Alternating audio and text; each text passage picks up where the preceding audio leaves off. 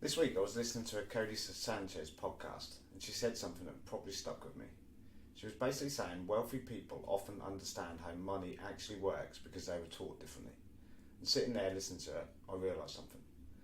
There's a habit private equity people have on a Monday morning that I've basically never seen on a UK building site. And I honestly think it's one of the reasons some trade businesses stay stuck at 1 million while others grow into 20 million operations. Not because the owners are smarter, not because the work is better, because they ask different questions. So in this video, I'm going to walk you through the 4 numbers I think every trade owner should have written down on a single page. By the end of this, you should be able to sit there with a coffee and work through all 4 for your own business. Quick intro, if you're new here. I'm Jody. I've spent 30 years in construction and 20 years co-founding and helping grow G&M here in Norfolk from 2 people to nearly 70. Over the last 14 months, I've gone very deep on AI, systems and operational efficiencies inside real businesses, which is why I stepped away from the day-to-day construction side to focus fully on construction times AI. But honestly, I still see myself as a builder. I'm just building differently now. Everything I talk about on this channel comes from real trade businesses, real operational pressure, and real years on site first. Not theory, not Silicon Valley, just a builder learning new tools. What Cody said sat with me all week because I see the exact same thing in construction. Most trade businesses are not struggling because the work's poor. It's not bad workmanship, it's not lazy people, it's not even usually lack of demand. Most of the time the leak is hidden in the operation. Information scattered everywhere, senior people buried in admin, leads not followed up, quotes sat in inboxes, no real visibility on where time actually goes. I've been on the tools for 30 years now. In the last 14 months I've gone very deep on AI systems and automation. The funny thing is, most of what gets sold today as cutting edge AI is really just operational thinking private equity firms have been using for years. Measure the leak, find the friction, fix the bottleneck, recover the margin. The tech changes, the thinking doesn't. When private equity firms look at a business, they obsess over a few numbers most trade owners never actually write down. Over time, I realise it comes back to 4 things. Fully loaded value of senior time. What is an hour of the owner's time actually worth to the business? Not just wages, not just salary.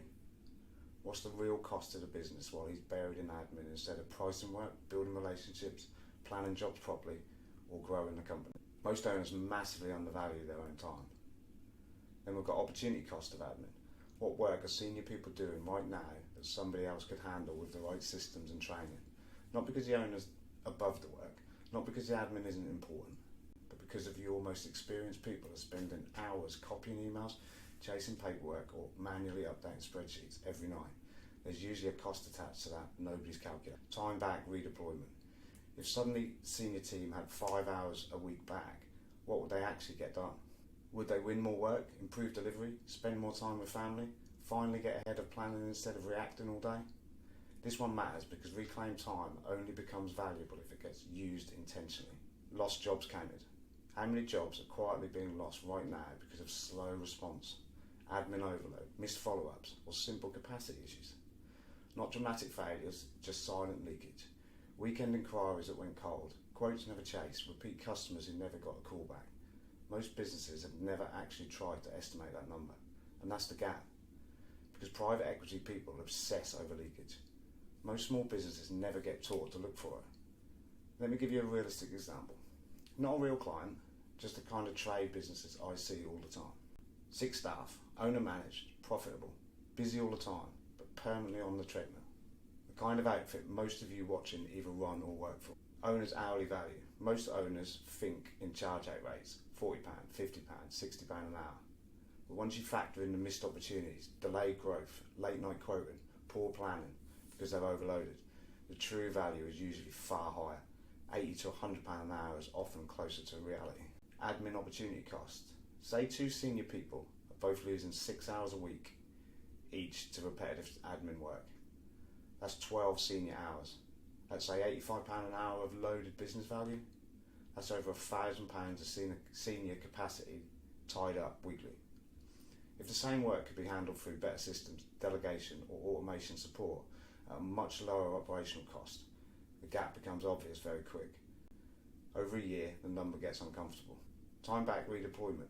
This is an interesting one because most owners answer emotionally first. When I sit with people during an opportunity map, they rarely say, I'd just do more work. Usually it's things like I'd stop quoting at 10 p.m. I'd get home earlier. I'd actually plan jobs properly. I'd get my Sundays back. I'd make it to school sports day. That's not a soft answer. That is the real world impact of operational pressure. Then lost jobs.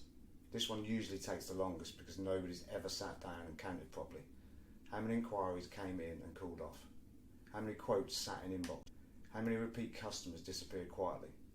How many leads arrived out of hours and never got a fast reply? From what I'm seeing, from a decent amount of small trade businesses, the rough number often lands somewhere between 20 and 50k a year of recoverable revenue, sometimes far more. And most owners have never had these four numbers written down together on a simple page. The gap between a small trade and a private equity company, often roofing firm, is not capital, it's what questions get asked. The bigger company measures operational leakage consistently. The smaller company uses the owner sat alone at the kitchen table at 10 p.m. to try and hold everything together in his head. I'm not saying every trade business needs a boardroom. I'm not saying every trade business deserves the same clarity. That's really what the opportunity map is. 45 minutes, 9 areas across your business, recurring tasks scored properly, pressure points identified, quick wins highlighted. No hype, no giant software commitment, no MBA language, just clear visibility on where the business is leaking time, energy and money. Now here's the trap on the other side. Most trade businesses I speak to have already spent money trying to solve the problem. New CRM, new AI tool, website rebuild, automation package, 8k, 12k, 20k. And nothing really changed because nobody diagnosed the actual bottleneck first. That's why I built the opportunity map the way I did. It's not buy the software first, it's map the business first. Build. Sometimes the answer is automation, sometimes it's process, sometimes it's delegation, sometimes it's just visibility. But the expensive mistake is building before you understand. If you're running a trade business and you can't immediately tell me the true value of senior time, your admin opportunity costs, what reclaimed time would change, and roughly how many jobs you're leaking out of the business, you're not behind. It's perfectly normal. Most businesses operate like this. The competitor who runs these four numbers next month is the one who pulls away. Our job at Construction Times AI is really ask the operational questions a private equity analyst would, just with a builder's accent. If you want help working through yours, the link's below. DM, map, book a call, or just leave a comment under the video. Either way, we can have a conversation.